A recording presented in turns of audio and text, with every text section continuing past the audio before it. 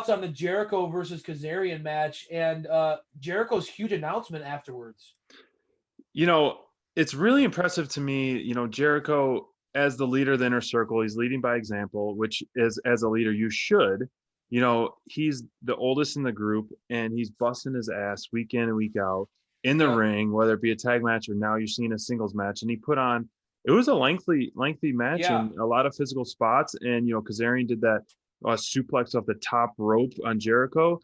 As the leader, you're leading by example, which is great, but also you should be calling the shots to be like, no, Sammy's going to fight my battle. Hager's going to fight my battle. Like, you're going to be doing this to preserve you as the leader. Troops. He should be able to trust his troops to do that. And I feel like you're saying he can't right now, right? I don't know. I mean, clearly after the match, he can't trust his troops. And, leading up to the match, Jericho with that jacket, he is the king of all jackets, man.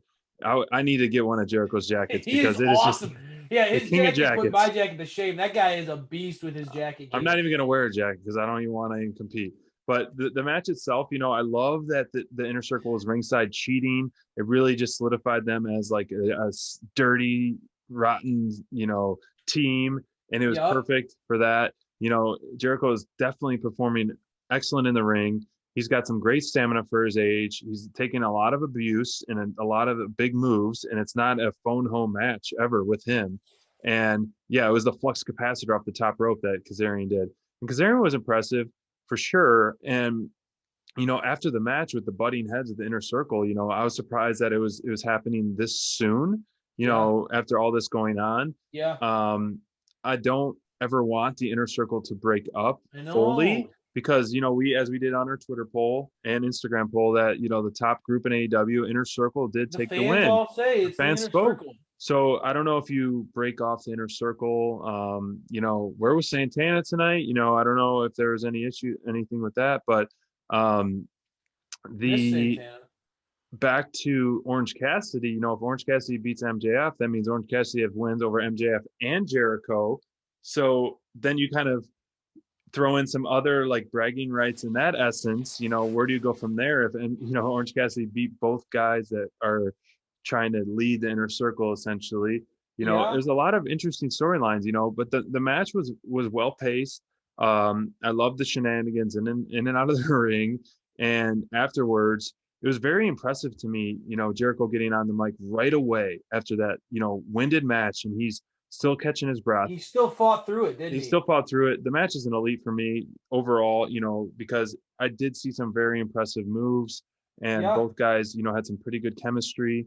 And then, of course, the whole storyline afterwards, it was great, with the Sammy grabbing the towel from MJF and all this. And so it made it much more interesting than it was on paper, for sure, as Jericho always does. It's not just on paper match, he's not just having a steak dinner. He's not just having a steak dinner. It's turning into this elaborate song and dance routine, right? Jericho always has a way to over deliver, doesn't he? And that's why we love him. That's why he's the GOAT.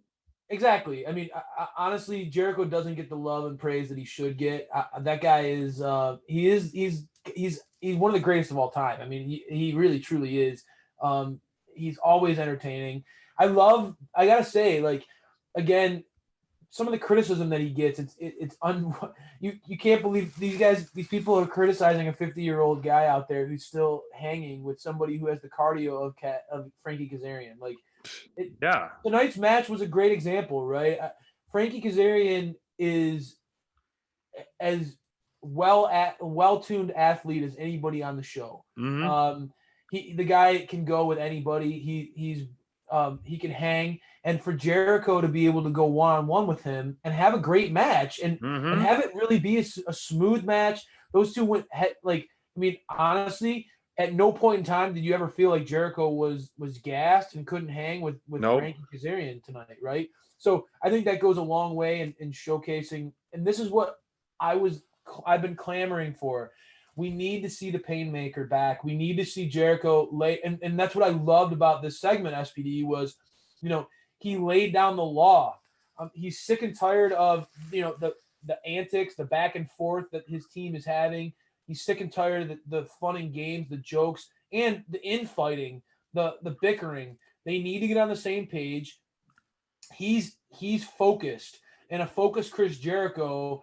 When we think about the new world champion Kenny Omega, there's going to be few challengers who are more, enticing for us fans than to see a Painmaker versus Omega match again. Those guys have such great history with each other, and we know that they can tell a story, that they can have an incredible match. And we're seeing more and more planted seeds of Jericho kind of being more of a face. We're seeing him, yes, he's the Painmaker, and yes, he's kind of, his team is, cutting corners and stuff like that. But we're seeing Jericho, signs of Jericho that have been entertaining, that he's been willing to kind of laugh at himself. There's a little bit more of that excitement out of Jericho. So I'm willing to see. I want to see where this goes, SPD. I think that Jericho certainly needs to grab the group by the neck and pull them together.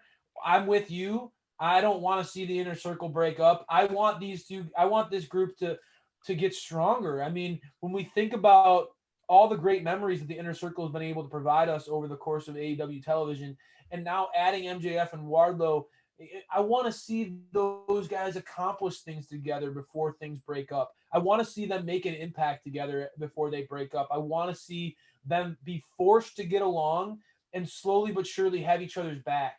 When you think about what these guys are capable of as a team, there would be no greater force in wrestling if they really put their skills together and were focused on a common goal. Oh yeah. You just mentioned where was Santana tonight? That guy, when you pair him and Ortiz up together, those two are, they're dogs, man. Their dogs are so fun I miss to them watch. in the ring. And I also loved that the end of this match too. And this is one of the reasons why I'm going to give this an elite, was the end of this match called back on MJF's history of throwing in the towel. Yes.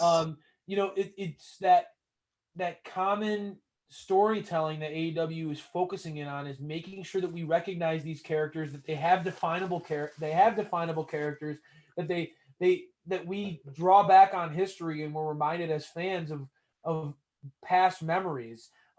So this is a great example of MJF potentially turning on and throwing in the towel on his new best friend, Chris Jericho, just like he did with Cody. Yeah. Just a really interesting, great story being told. And some great, you and I are so excited with the different crews and factions that are in AEW right now. Oh gosh, yeah. When we look at the star power in the Inner Circle, it's something that I've been wanting to talk to you about. How do you rank the Inner Circle far as, like, who are your favorites in the Inner Circle? Personal favorite. It's such a, it changes all the time. And that's why, if we were to talk about that right now, we'd look back on it in 2 weeks and be like, no, I would have flip-flopped 5 or 6 of these rankings, just because all of these guys legitimately are amazing. They're so fun to be fans of. Even a guy like Jake Hager, when we talk about, like, his personality, he's really benefited from being associated with Jericho. We can think about all the humor that we got from when Jericho would talk about Big Jake and how he would just stand there emotionless and not say anything. His MMA career has really blossomed, made him more of a legitimate tough guy. Just everybody in this group shows a lot of potential. I love Ortiz. And I think that the whole group I'm mastering it. It's like, I feel like I'm a kid again trying to practice the people's elbow with Ortiz's mouth. Oh gosh, yeah. His lips thing. So I don't know. I think that this was a great match, and more than anything, I'm giving it an elite because I'm excited to see what's going to happen with the Inner Circle again. And you talked about, like, I don't know if we're just looking into it too much, but you have the story with, like, Ortiz trying to maybe stop the match and then Hager pulling him back, say no. Like, is that kind of like some plan, or is this where we're looking into it? But it's, to me, the biggest underrated star of the Inner Circle is Sammy Guevara, and I think we're on the cusp of seeing him start to shine more. I mean, on Dark, he's had some good matches, and then he's getting on the mic and just saying how, hyping himself up. But I think I we're think going to Sammy see could be an him, underrated babyface for sure. I think he is babyface written all over him. Yeah. And oh yeah, very good one. He has got some amazing talent. But we can digress on all that all the time. But yeah, Yeah, this and you match said was most great. underrated. I mean, it's hard to say. Santana's a workhorse. I love what he's been doing lately, but I mean, Wardlow's my guy. So